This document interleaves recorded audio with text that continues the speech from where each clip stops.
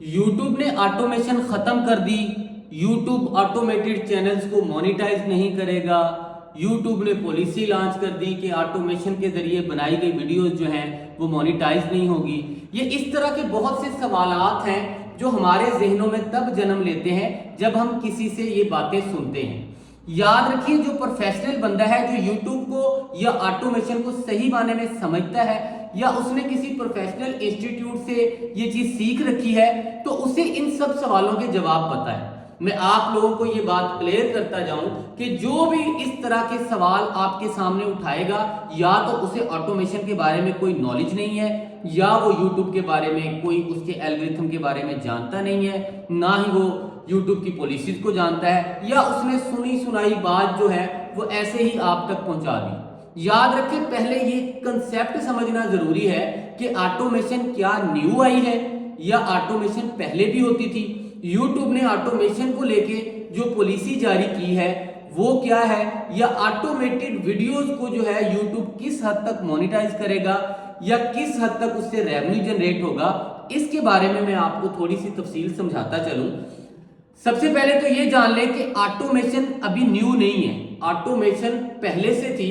Automation का concept है कि आप डिफरेंट सॉफ्टवेयर्स की मदद से एक वीडियो जनरेट करते हैं, यानी कि आपने कैमरा की मदद से रिकॉर्ड नहीं की, आप अपने लैपटॉप या पीसी के ऊपर बैठ के एक वीडियो जनरेट करते हैं। उसका स्क्रिप्ट भी आप एक सॉफ्टवेयर से लेते हैं, उसके जो अंदर विजुअल्स हैं वो भी आप सॉफ्टवेयर की मदद से लेते हैं, उसकी वॉइस जो है वो भी सॉफ्टवेयर की मदद से लेते हैं। ये सारी जो है वो म्यूचुअली आपस में मिलके जो एक कंटेंट क्रिएट करते हैं, इनकी मदद से आप YouTube के ऊपर अपलोड करते हैं। अच्छा, अब YouTube इसको क्यों नहीं अलाउ करता या किस हद तक अलाउ करता है वो समझ लें।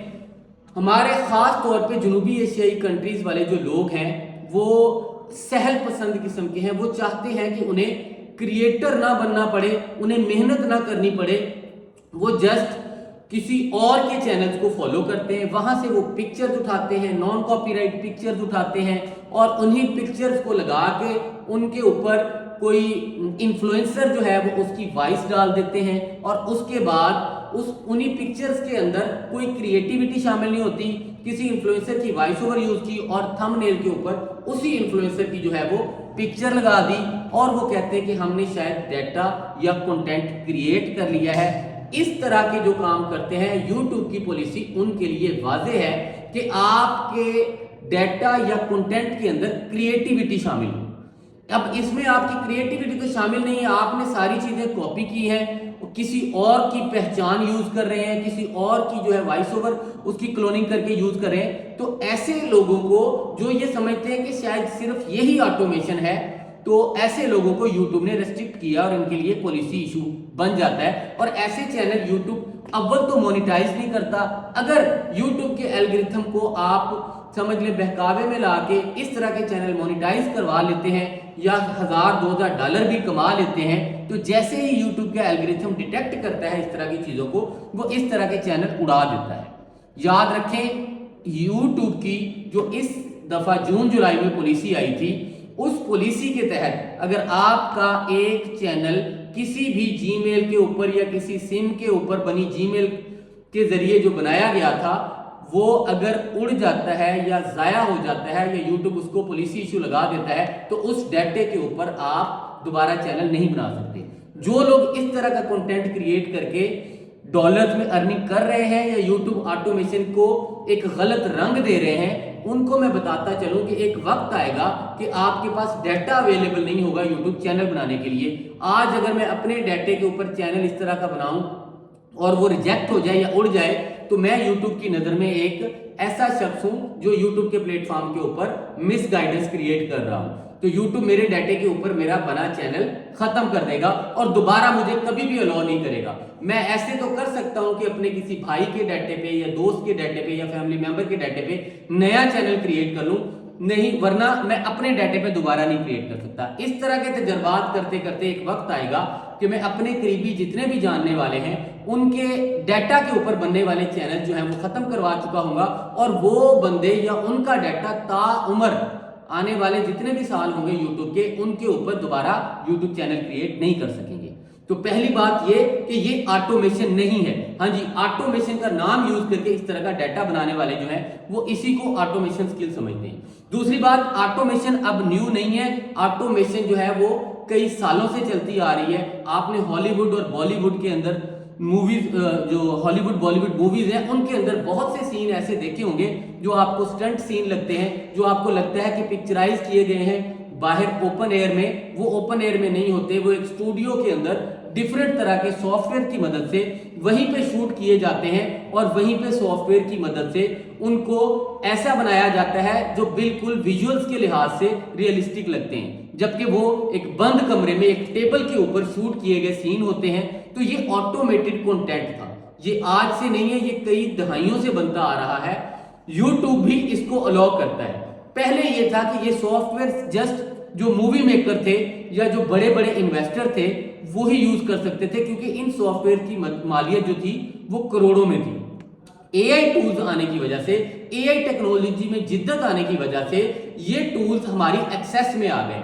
अब मैं और आप जैसे लोग भी जो कि मिडिल क्लास फैमिली से ताल्लुक रखते हैं वो भी इस तरह के टूल परचेज कर सकते हैं, उनकी मंथली सब्सक्रिप्शन बाय कर सकते हैं। आज से एक साल पहले जिन टूल्स की सब्सक्रिप्शन 30,000 या 40,000 थी, आज वो 5,000 6,000 मंथली सब्सक्रिप्शन में मिल जाते हैं। जैसे जैसे टेक्नोलॉजी तरक्की कर रही है इसी तरह टूल्स की कीमत में भी कमी आती जा रही है, कंपटीशन आता जा रहा है। नई से नई टेक्नोलॉजी के साथ नए से नए मॉडिफाइड टूल्स जो हैं वो मार्केट में आ रहे हैं। तो जितने ज्यादा कंपटीशन होंगे, जितना ज्यादा टूल मार्केट में आएगा, उतनी ही इनकी सब्सक्रिप्शन जो है वो आसान हो जाएगी।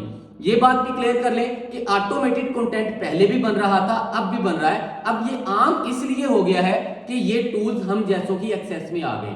अब हम भी बंद कमरे में बैठकर अपने लैपटॉप या पीसी के ऊपर ऑटोमेटेड कंटेंट बना सकते हैं। हमें भी ऑडियो के लिए जो है वो टूल मिल गए हैं, हमें वीडियो बनाने के लिए, वीडियो क्लिप जनरेट करने के लिए टूल मिल गया, हमें स्क्रिप्ट राइटिंग के लिए टूल मिल गया।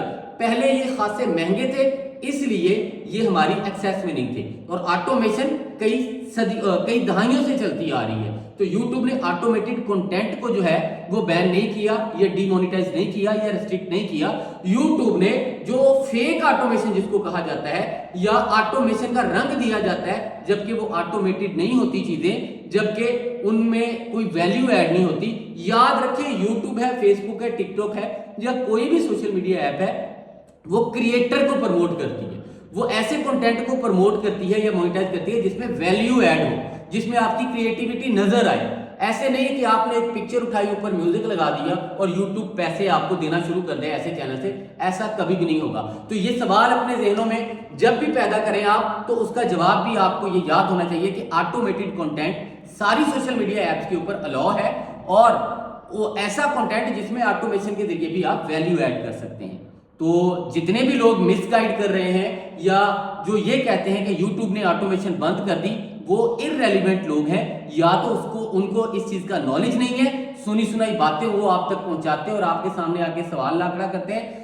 जो लोग न्यू ऑटोमेशन को सीख रहे हैं, मैं उनकी मोटिवेशन के लिए बता दूं कि आइंदा कम से कम भी 2 सदियां जो ऑटोमेटेड कंटेंट YouTube के ऊपर चलेगा, ना सिर्फ YouTube बल्कि बाकी जितनी भी सोशल मीडिया एप्स हैं उनके ऊपर चलेगा।